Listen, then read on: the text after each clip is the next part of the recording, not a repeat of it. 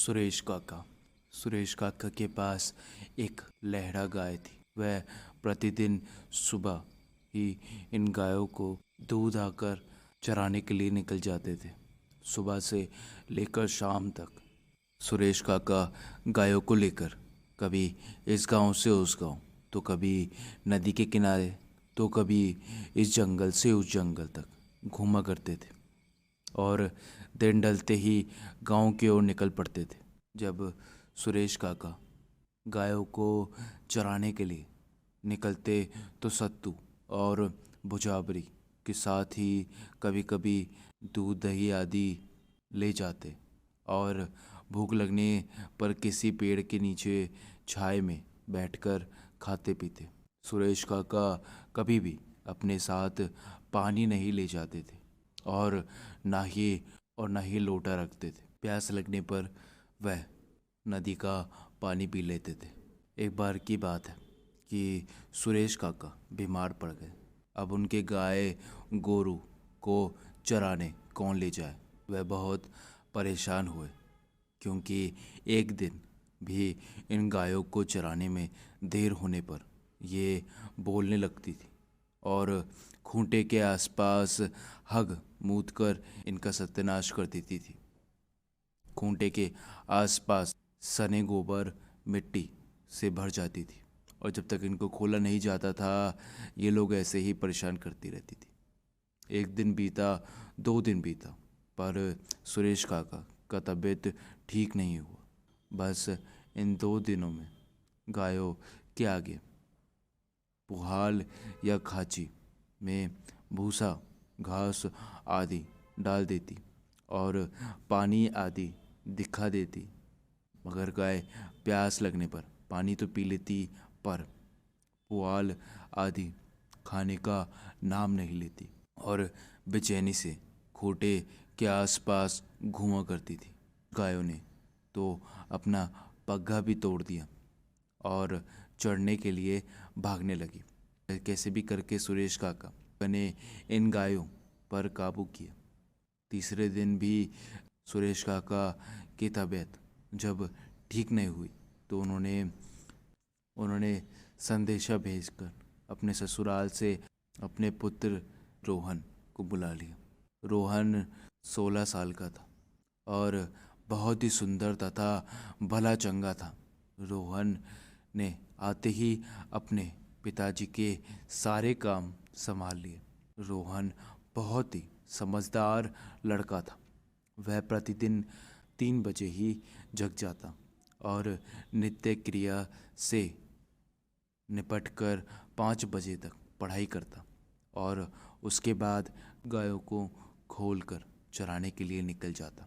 वह अपने साथ अपनी पुस्तकें का भी बैठन ले जाना कभी नहीं भूलता था। वहीं पे बैठकर गायों को चराता और दिन भर अपनी पढ़ाई करता। उसे भी कुछ बनना था। आईएएस का उसका सपना था कि वो एक दिन आईएएस बनेगा। किसी चढ़ने वाले जगह पर गायों को चरता छोड़कर वह किसी पेड़ आदि की छाया में बैठकर पढ़ाई करता। एक बार की बात है कि गायों को चराते चराते धनेश्वर एक जंगल में दूर तक निकल गया।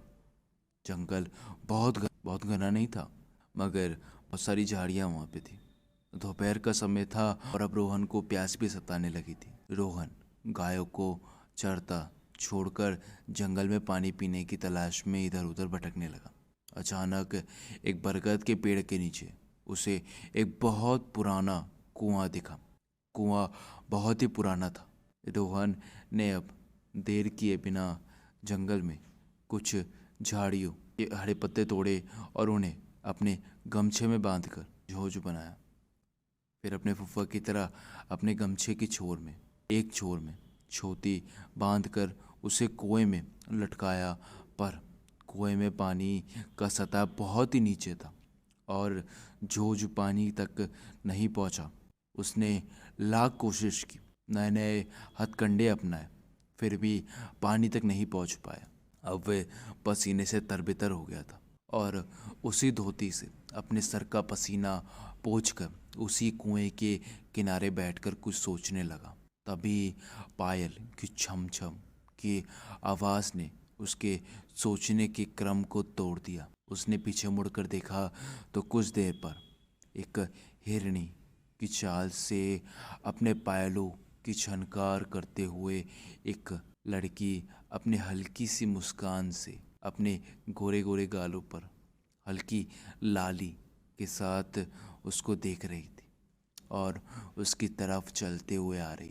वह अवाक मन से उस किशोरी की रूप निहार रहा था। उस किशोरी में पता नहीं क्या जादू था कि वह ज्यों ज्यों करीब बढ़ रही थी, मतलब जब जब जैसे जैसे वो उसकी करीब बढ़ रही थी, रोहन उसके प्रेम में पड़ता जा रहा था, खोता जा रहा था। पास आकर शरारतीपन से उस किशोरी ने रोहन से पूछा, प्यास लगी है क्या? रोहन जो एक टक से उस किशोरी की ओर और उसकी सुंदरता को निहारता हो जा रहा, उसने घबराकर हाँ कहते हुए अपना सर हिला दिया। किशोरी और आगे बढ़ी और कुएं की जगह पर पहुंचकर अपनी दोनों हाथों से अंजलि बनाई और कुएं में झुक गई। धनेश्वर अभी भी उस किशोरी में ही खोया हुआ था। दरअसल असल में उस किशोरी में कुछ तो था, ऐसा था जो कि रोहन को मदहोश करते हुए उसको परेशान कर रहा था, उसे अपनी तरफ आकर्षित कर रहा था।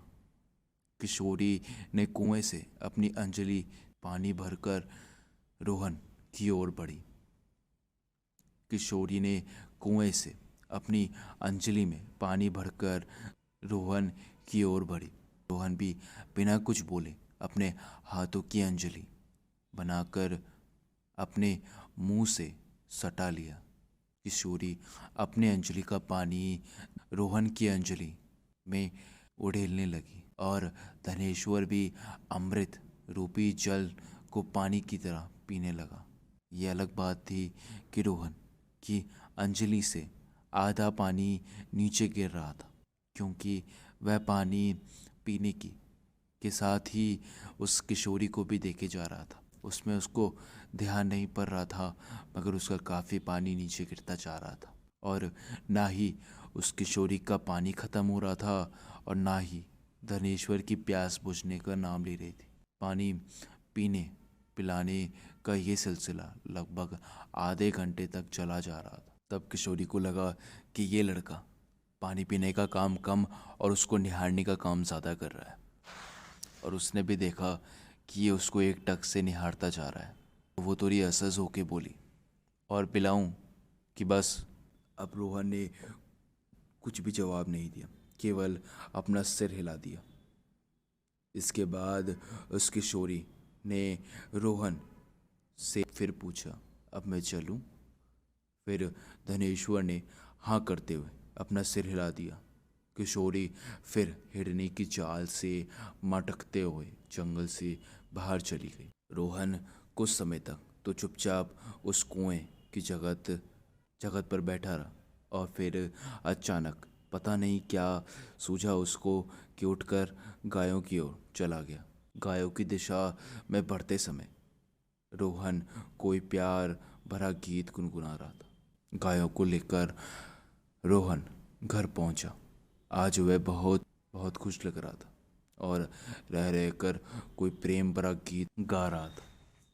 उसकी भूख प्यास गायब हो चुकी थी और उसने अपनी बुआ के लाख कहने के बाद भी रात को कुछ नहीं खाया और अपनी खाट पर सोने चला गया।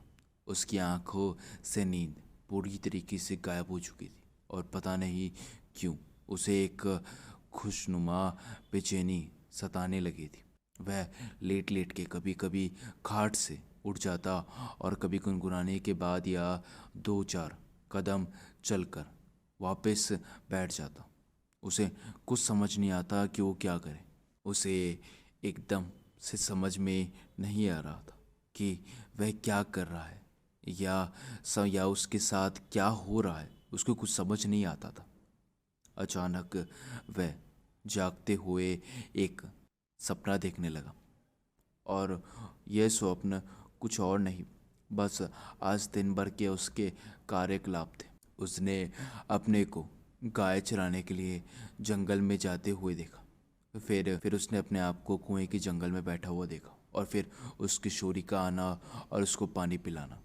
और बस ये सपना वो देख ही रहा था कि अचानक से रोहन को पता नहीं क्या सूझा कि वो अचानक से डरकर उठकर बैठ गया। न देरी किए उसने सिरहाने रखी माचिस से एक दिए को जला दिया। दिए की हल्की रोशनी में वो भगवान का नाम लेने लगा। उसको लग गया था कि वो लड़की कोई आम लड़की नहीं है। रोहन अपने आप में ही बहुत समझदार था। उसने काफ़ी दिन उस दिए के सामने बिता दिए। आखिर में उसके पिताजी टेंशन में आ गए। उन्होंने एक पंडित को बुलाया। उस पंडित ने रोहन का इलाज करते हुए बोला कि आपका बेटा तो काफ़ी समझदार है। इसको कुछ दिनों पहले तो उसने बताया कि आपका बेटा तो काफ़ी समझदार है। आपके बेटे को कुछ दिनों पहले कुएं के पास एक लड़की मिली थी। वो लड़की लड़की नहीं बल्कि डायन थी, और ये लड़का अब उसको समझ गया था और उससे लड़ने की कोशिश कर रहा है। और अगर हमने इस पे वादा की तो ना मैं कुछ कर पाऊँगा और ना ये लड़का। आप बस आज रात भर का समय इसको दीजिए और ये सही हो जाएगा। उसके बाद रात भर बीत गई और वो लड़का वापस पहले की तरह सही हो गया। खाने लगा, सोने लगा, पीने लगा, मगर उसके बाद वो कभी उस जंगल में वापस नहीं गया।